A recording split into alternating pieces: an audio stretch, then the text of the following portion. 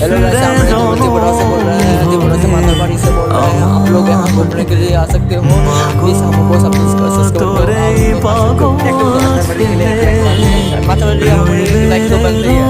তোরা চুলের ছায়ায় তুই নাকি মাসার বোঝনি, তোর কাছে নয় কিছুই কঠিন, তোর ওই দুটি চরণ তলে থাকবো আজীবন।